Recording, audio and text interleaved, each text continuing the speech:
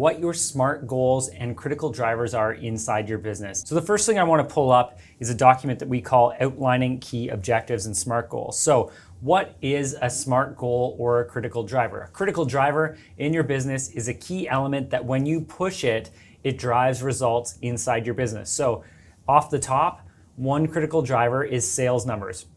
Without sales, the company cannot make money, right? We need to push more and more sales to drive more and more volume of revenue in order to drive bottom line profitability. If you have zero sales, you have zero potential for profitability.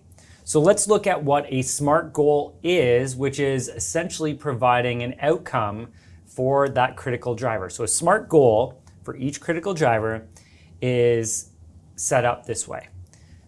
The S, make it specific. So what do you want to accomplish with this objective? What is the goal of this critical driver? It needs to be specific. The second one is the M, make it measurable. How will you know you've accomplished your goal? So can you measure it? A is the next one, make it attainable. How can the goal be accomplished? Let's make sure that we're not setting up unrealistic expectations, right? Let's make sure it's attainable so that the team doesn't feel demotivated by the fact that they're not able to accomplish those goals. R, make it relevant. Is this goal worth working hard to accomplish? Is it relevant to the success of the organization? Can the individual feel that when they accomplish this task, that it's helping contribute to the overall growth, success, and opportunity of the organization? Timely, we need to be able to measure a specific timeline to accomplish this goal. Well, we can set the period. Should it be a monthly objective, which is 100,000? Should it be a weekly objective at 25,000? We can break that down. And to be honest, the lower we can break down our critical driver to more smaller spans of time is going to be more effective, right? If we can break this down to a daily task for somebody. So for example, we want $25,000 a week in sales, which is $100,000 a month. That's $5,000 a day that each individual in the sales department is going to be responsible for to make sure that we hit that goal. That means that every single day you've got to hit that objective. If you don't hit it one day, you've got to exceed it the next day to make sure you hit your weekly target, monthly target, annual target. So timely is super important. We want to be able to measure it quickly and make sure that we can get feedback to the team. Follow the goals and the outcomes to drive those critical drivers as following the SMART philosophy.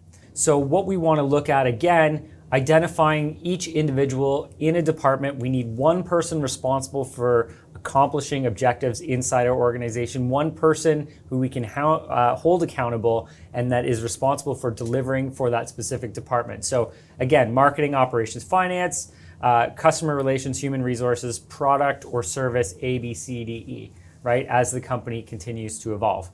So looking back at the marketing, for example, we've got some key metrics, critical drivers. We've got an area there that we want to focus on, right? Let's identify what those critical drivers are. I'm going to walk you through an example of a marketing role, one that we would essentially use inside our organization. I'm going to show you who is responsible for that. And then what I want to take you through is once we've got this set up, what it looks like to create the scorecard. And we've got this template sitting here for you. This is the scorecard that we look at. Maybe it's not on a daily basis in our daily huddles, but what we want to do is we want to look at this every single week, break this down so that there's goals for every single week, for every responsibility area inside our organization, and make sure we hit these targets. So for example, back here on the key metrics for the marketing department, one of the key elements for driving revenue is generating leads or interest from potential customers, right? So if we want to create revenue, we've got the ability to have reoccurring income with having our customers continue to come back and buy from us.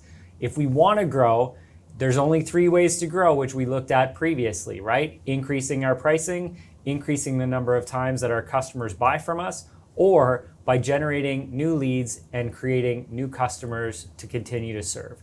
So one of the areas on a marketing side, we need to generate more leads because we need to meet with more and more people so we can close more and more deals so that we can drive more and more revenue. So for example, we may have in our organization that let's use that $25,000 a week example. If we're $25,000 a week and I know that each client on average generates $5,000, I'm going to need to close 5 deals per week. That's 1 deal per day. If I want to close 1 deal per day, how many meetings do I have to have booked? Maybe it's 5 meetings. 20% I can convert from a meeting to a client. That generates our $5,000.